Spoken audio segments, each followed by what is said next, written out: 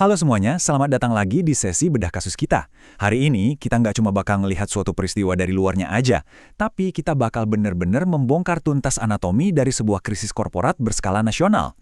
Kita akan ngebedah langkah demi langkah strategi manajemen krisis dari PT Kereta Api Indonesia atau KAI setelah tragedi yang super mengejutkan di Cicalengka. Jadi, siapkan fokus kalian, karena pembahasan kali ini bakal padat banget dengan wawasan strategis yang daging semua. Tapi sebelum kita masuk ke deretan datanya, coba deh kita renungkan pertanyaan inti ini sejenak. Gimana ceritanya sebuah perusahaan transportasi publik tingkat nasional bisa bertahan dari tabrakan fatal yang dalam sekejap menghancurkan kepercayaan masyarakat? Kalian tahu, ini bukan cuma soal urusan teknis loh, ada nyawa yang melayang, layanan lumpuh total, dan tiba-tiba aja sorotan tajam setajam-tajamnya ngarah ke satu institusi. Pertaruhannya di sini gila-gilaan, mulai dari ancaman sanksi regulator, kemarahan publik yang meledak, sampai hancurnya reputasi institusi yang udah dibangun susah payah selama puluhan tahun. Oke, biar enak kita akan bedah kasus ini secara terstruktur ya. Kita bakal mulai dari latar belakang tragedi Cicalengka, terus lanjut membedah 3 pilar komunikasi awal, ngelihat pemetaan sensitivitas stakeholder utama, mengevaluasi dinamika kepercayaan publik KAI, menganalisis 3 pilar transformasi internal, dan pastinya ditutup dengan pelajaran emas manajemen krisis. Peta jalannya udah jelaskan? Yuk langsung kita mulai. Bagian pertama, latar belakang tragedi Cicalengka. Kita akan ngebahas momen pemicu yang mengubah segalanya di awal tahun 2024 kemarin. Awal tahun 2024 dibuka dengan sebuah tragedi yang kelam banget. Tabrakan kereta api di kawasan Cicalengka waktu itu nggak cuma bikin layanan massal lumpuh secara fisik. Jauh lebih menyedihkan dari itu, kejadian ini memakan korban jiwa yang benar-benar menghancurkan hati banyak keluarga. Nah, secara instan, tabrakan ngeri ini langsung menempatkan seluruh sistem keselamatan perkeretaapian nasional kita di bawah mikroskop. Publik, media, pemerintah, semuanya langsung bereaksi dan menyorot tajam. Pertanyaan besar bermunculan, seberapa aman sih transportasi yang setiap harinya dipakai oleh jutaan nyawa ini? Jadi, poin krusial yang harus kita garis bawahi di sini adalah krisisnya itu dengan sangat cepat bermutasi. Dari yang tadinya cuma dilihat sebagai kegagalan operasional di lapangan, bayangkan, dalam hitungan jam berubah jadi krisis reputasi berskala nasional. Ini tuh ibarat ujian tertinggi buat kredibilitas sistemnya PT KAI. Di momen krusial seperti ini, publik menuntut kejelasan dan jawaban, bukan cuma sekedar proses evakuasi. Masuk ke bagian kedua, 3 pilar komunikasi awal. Terus gimana sih respon cepat KAI waktu ngadapin badai informasi dan kepanikan yang luar biasa ini? Nah, bagian ini mengilustrasikan dengan brilian banget gimana KAI menyusun respon mereka untuk ngambil alih kendali situasi. Mereka pakai 4 fase linear yang jelas. Pertama, tanggap darurat. Di sini fokus mereka mutlak cuma buat evakuasi korban dan pembersihan jalur. Habis itu fase kedua, frontline communication, di mana mereka aktif banget ngeredam spekulasi yang seliweran. Lanjut ke fase ketiga, investigasi terbuka. Nah, di titik ini mereka milih buat gak defensif dan malah super kooperatif sama KNKT. Dan terakhir, transformasi, yang isinya adalah tindakan perbaikan yang nyata. 4 fase ini benar-benar jalan barengan kayak mesin jam yang presisi. Di tengah kekacauan waktu itu, kalian tahu sendiri kan, media pasti agresif banget nyari tahu soal kemungkinan human error atau celah di sistem persinyalan. Makanya, KAI nerapin aturan yang super ketat, prinsip one gate communication.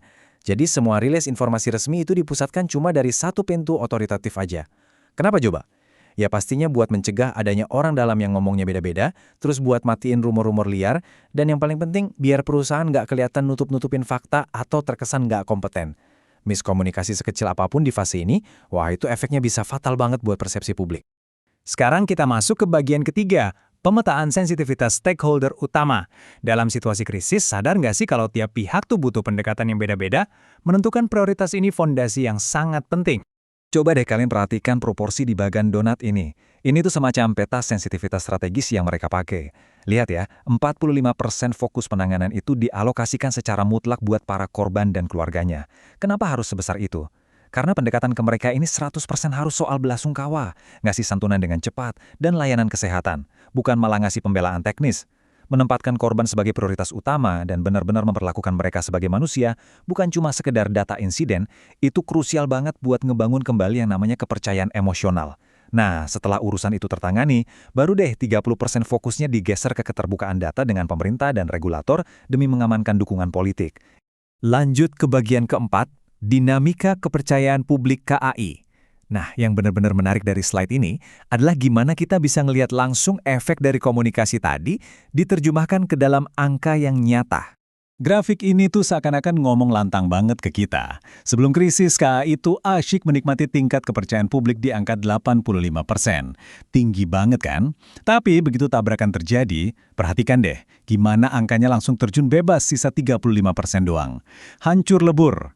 Tapi berkat respons cepat yang penuh empati dan strategi One Gate Communication tadi, pelan-pelan angkanya berhasil merangkak naik lagi ke 60%.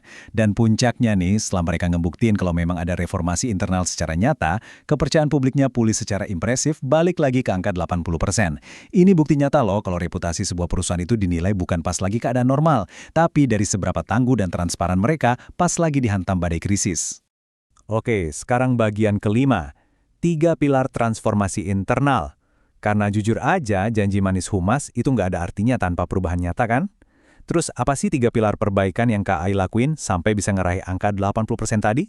3 pilar transformasi ini bisa dibilang sebagai nyawanya dari semua janji KAI ke publik. Pertama, mereka langsung ngegas ngelakuin audit SOP dan infrastruktur secara menyeluruh, mulai dari ngecek ulang sistem persinyalan sampai prosedur silang kereta api.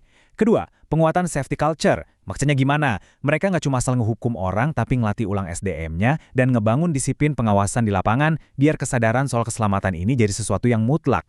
Dan yang ketiga, modernisasi teknologi.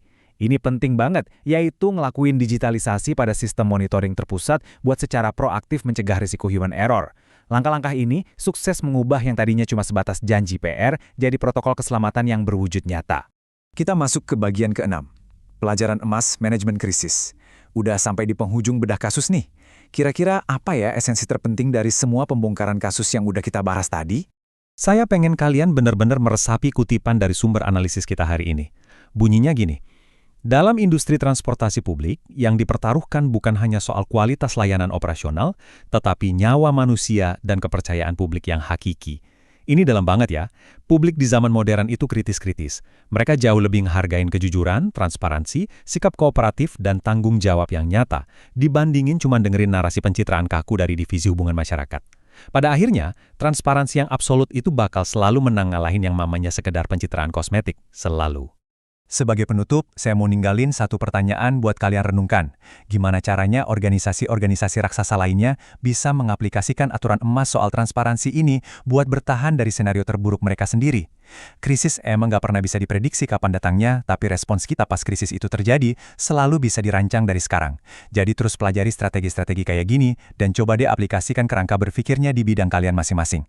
Sampai jumpa di sesi analisis mendalam kita berikutnya, tetap kritis, dan pastinya teruslah belajar.